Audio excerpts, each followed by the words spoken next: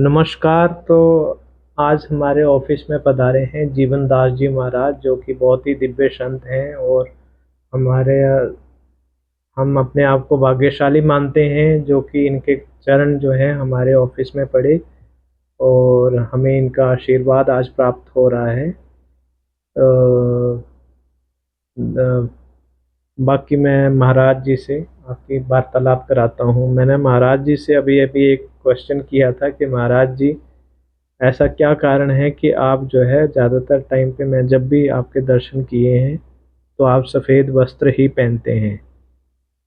तो उसका बहुत ही सुंदर जवाब दिया महाराज जी ने। अब महाराज जी के मुख से ही सुनिए इस प्रश्न देखें, का। ये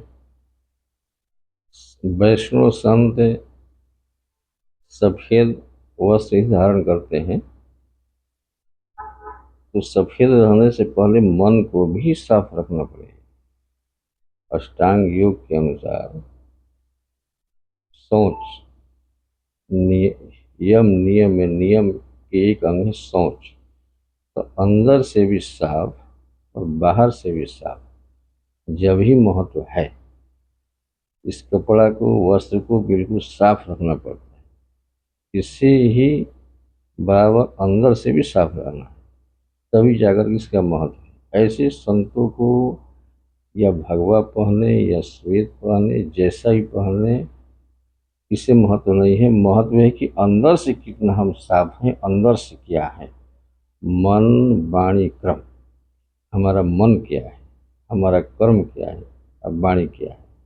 जो वाणी बोलो वो प्रयोग में लाना चाहिए, करना चाहिए। बिल्कुल। तो आपके संत हो गए, वाणी कहीं जा रहा है, विचार कहीं जा रहा है, कर्म कहीं जा रहा है, वचन कहीं जा रहा है। इसका महत्व नहीं है। महत्व है कि अपने अंदर कितना हम शुद्ध हैं। अष्टांग योग में, पतंजलि योग सूत्र में अष्टांग योग बताया गया है। यम, नियम, आसन, प्राणायाम, प्रत्याहार, ध्यान, धारणा, समाधि। तो यम, यम के 5 अंग हैं। अहिंसा, हिंसा नहीं करना है। सत्य, चोरी नहीं करना है। अहिंसा, सत, अस्तेय, ब्रह्मचर्य और परिग्रह। तो मन से साफ रहना है, मन को संयमित रखना है, मन को एकाग्र रखना है और कर्म को ऊंचा करना है, प्रभु का स्मरण करना है और मरने के लायक बनना है। आदमी कहता है कि वो मर गया, वो मर गया, वो मर गया। अरे मर तो गया, लेकिन मरने के लायक बना कि नहीं बना, ये देखना है। एक बार कहीं गुजरात से मेरे को फोन आ गया। वो रो रहे थे व्यक्ति। मैं बोला क्या हो गए? तो मर गया बापू, तो मर गया। मर गया तो मरने के लायक बन के मरा, कैसे ही मर गया? तो उसने बोला कि नहीं बाप, मरने लायक नहीं बना, वो मर गया। बात हुआ, कट गया फोन। फिर उसे 5 मिनट में फोन आया। अरे क्या हो गया? अभी तो मैंने बात किया। तो नहीं बाबू जी, आपने कहा कि मरने के लायक बन के मरा कि ऐसे ही मर गया। तो मैंने सोचा कि वो तो मर गया, अब मैंने कितना अच्छा काम किया, मरने के लायक हम बन रहे हैं कि नहीं बन रहे हैं, उसको तो मैंने कह दिया कि मरने के लायक नहीं बना, मर गया। तो ये हम क्षमा याचना के लिए मैंने किया कि हमने उल्टा बोल दिया। तो मैंने कहा कि जब आपने ये विचार आ गया, तब आज से अब आप रास्ते पर हो जाएंगे, मरने के लायक बनेंगे। आपका वाणी शुभता का विचार करेंगे, कर्म भी अच्छा करेंगे, विचार भी रखेंगे, वाणी भी अच्छा रखेंगे। तो आपके मानव जीवन में हर एक आदमी महात्मा के ही अंश है। ब्रह्मा जी ने जब सृष्टि रचा तो मानसिक सृष्टि में सब ऋषि हुए। उसमें यौन सृष्टि का आरंभ नहीं था। तो ब्रह्मा जी ने मन से मरीचि, मरीचि पत्नी कला, कला से कश्यप हुए, मरीचि, अत्रि, वशिष्ठ, जमदग्नि, भरत, आपकी अत्रि, मनु, शत्रुपा, पुलस्त्य, क्रतु, अनेकों ऋषि हुए, सनकादिक ऋषि हुए, नारद जी हुए आपके। तो सब ऋषि की ही संतान सभी लोग हैं। लेकिन जी, उनको ज्ञान ही नहीं है कि हम किन के हैं। बिल्कुल। बहुत से लोग से गोत्र पूछा जाता है क्या है, तो ऐसे तैसे बता देते हैं, आपका क्या गोत्र है, तो हमारा ये है, जिसका कोई और छोर नहीं है, कोई शब्द ही नहीं है। तो हम पूछते हैं कि आप गोत्र का मतलब क्या समझे, तो गोत्र तो ही बताते हैं, अरे मतलब क्या है गोत्र का, गोत्र में नाम किसका आता है, जी, तो ये हमें पता नहीं है। गोत्र का मतलब कि कौन से ऋषि के परिवार में आप हैं। जी, जैसे आप विदेश गए, जी, कहाँ से आए, इंडिया से आए, जी, इंडिया में कौन प्रदेश से, यहाँ से, यहाँ से कहाँ डिस्ट्रिक्ट कौन है, ये है, तो एक वो उसका जड़ हो गया।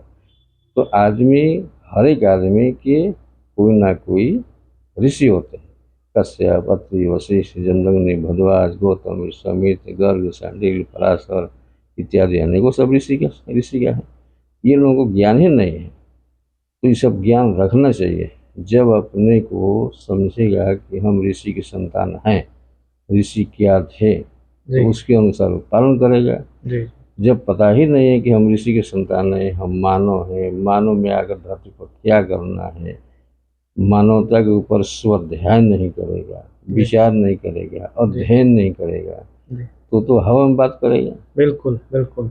जब अपने वाणी का विचार करेगा, शरीर का विचार करेगा, हम कौन हैं, क्या हैं, क्या करना है, कितने दिन के लिए हैं, जबकि श्वास का कब्जा शरीर पर नहीं है, जी, जबकि श्वास का कब्जा शरीर पर नहीं है। बिल्कुल, और दुनिया के लोग कब्जा करने के लिए चले हैं, वो हमारा कब्जा हो गया, वो हमारा कब्जा हो गया। बिल्कुल। उसको यही पता नहीं कि श्वास का कब्जा शरीर पर नहीं है। जी, जब श्वास का कब्जा शरीर पर नहीं है तो आदमी क्या कब्जा जी, करेगा। जी, अरे जहाँ तुम है, जी, रहो, जी, परमात्मा का नाम लो, सेवा करो, सबको आदर करो, सम्मान करो, पैसा कमाओ, खूब पैसा आएगा, जी, सेवा करो, पड़ोसी की सेवा करो, जरूरतमंदों की सेवा करो, क्योंकि तुमको मर ही जाना है, जी, जी, जी। अंतिम में शरीर छूट ही मृत्यु ही जाएगा, सत्य है, मृत्यु मृत्यु ही ही सत्य सत्य है। है। लेकिन आदमी अनर्गल बातें करता है, इस इसका सत्य कब्जा को करो, भूल इसका जाता कब्जा है। करो।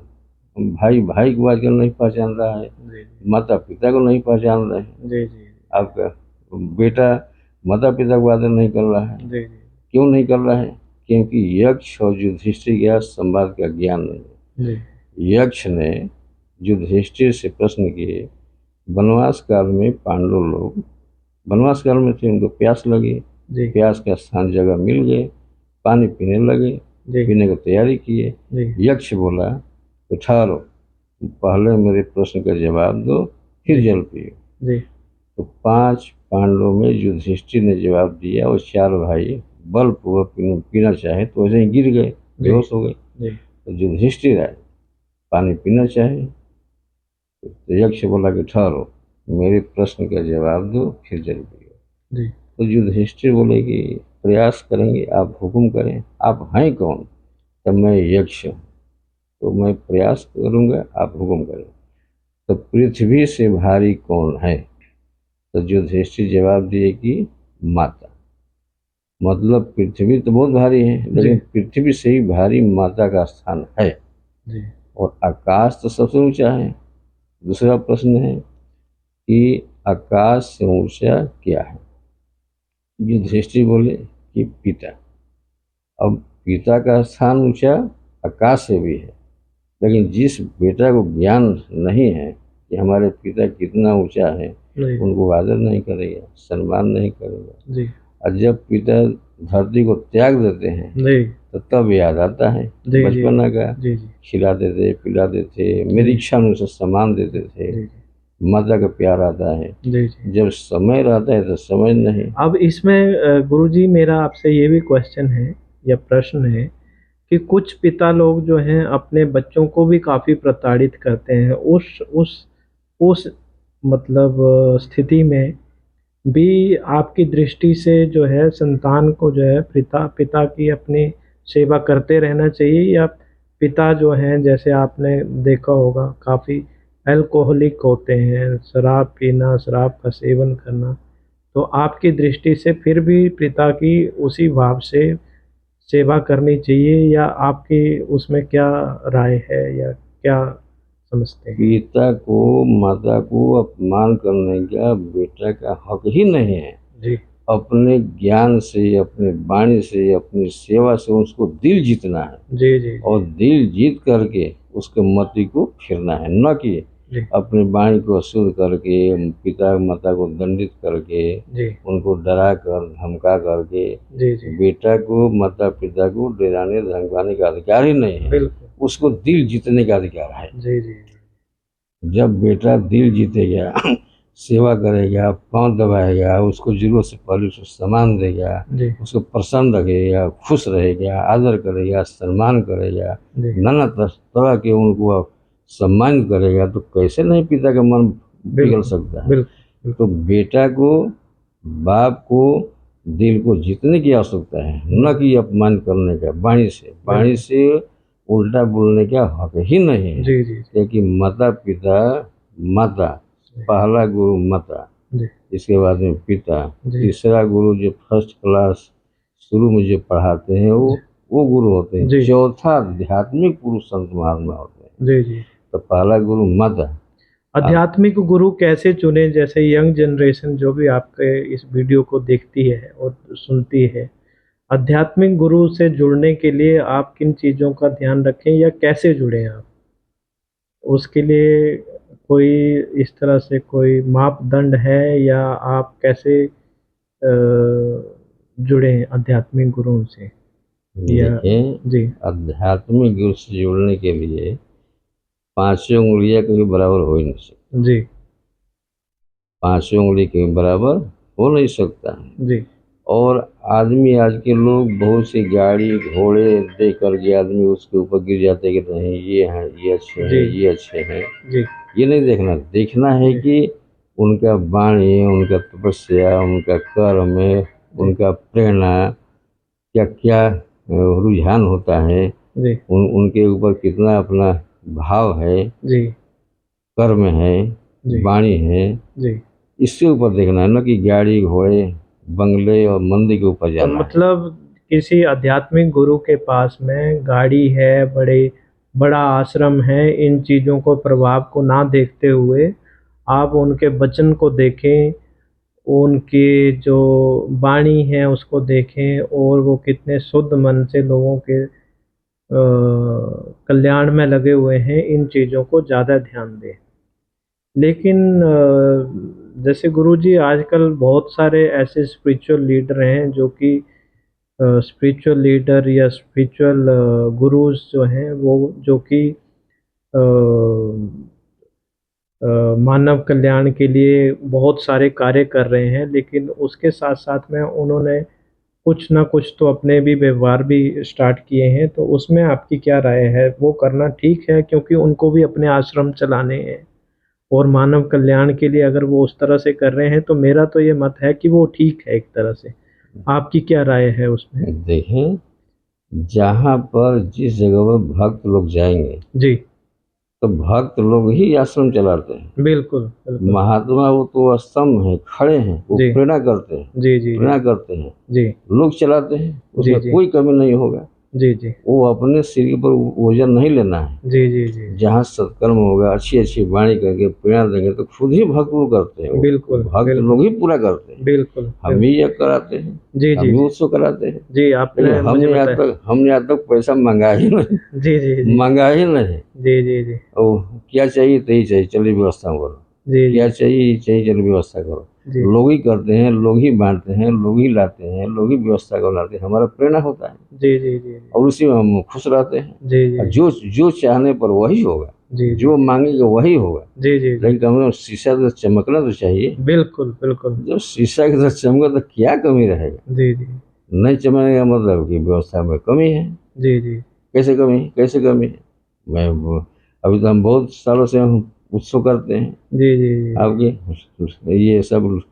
चलो भाई, सेवा में ये बांटो, ये बांटो, ये बांटो, बढ़ता है, जी आता है, बढ़ता है। जी जी जी तो बांटेंगे तो जो चाहेंगे वही आएगा, जो बिल्कुल। बनाना चाहेंगे वही बनेगा, उसमें कमी मेन नहीं बात होगा। यही है, जैसे गुरुजी आपने कहा था कि जो भी आप सोच सकते हैं वो सब कुछ संभव है।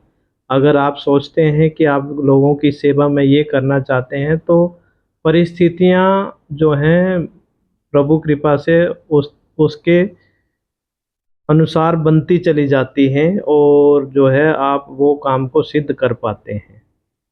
मेरा ऐसा मानना है, जैसा कि आपने कहा था कि आप ही जब लोक हित में कार्य करते हैं तो लोगों के द्वारा ही सेवा को लोगों में ही बाँट देते हैं और इससे ही इसी भाव से आप जो है जन कल्याण कर रहे हैं और सारा जो है हिंदुस्तान में आप जो है भ्रमण करके टाइम टाइम पे समय समय पे लोक कल्याण कार्य करते रहते हैं, जिसमें यज्ञ करते हैं, लोगों में कंबल बाँटते हैं, ठंडी के टाइम पे भोजन की व्यवस्था करते हैं, वो सारे आपके जो हैं भक्तगणों द्वारा ही किया जाता है और भक्तों के लिए ही किया जाता है। जिस तरह से आपने कहा, बहुत-बहुत धन्यवाद गुरुजी, आपने ये हमारे साथ में ये कार्यक्रम किया और हम इसको थोड़ा-सा डिटेल में करेंगे। अभी तो हमने बैठे-बैठे ही सोचा कि आपसे थोड़े जो भी आप मुझे ज्ञान की बातें दे रहे हैं, ये बाकी लोगों तक भी पहुँचे। तो इसको थोड़ा डिटेल्ड फॉर्म में और प्रॉपर तरीके से हम जब भी आपके नेक्स्ट टाइम हमें मौका मिलता है, दर्शन मिलते हैं, तो इसको थोड़ा-सा एलॉबरेट तरीके से हम इसको करेंगे और ऐसे ही आपका आशीर्वाद हम पे बना रहे। धन्यवाद गुरुजी। जय श्री जय श्री राम।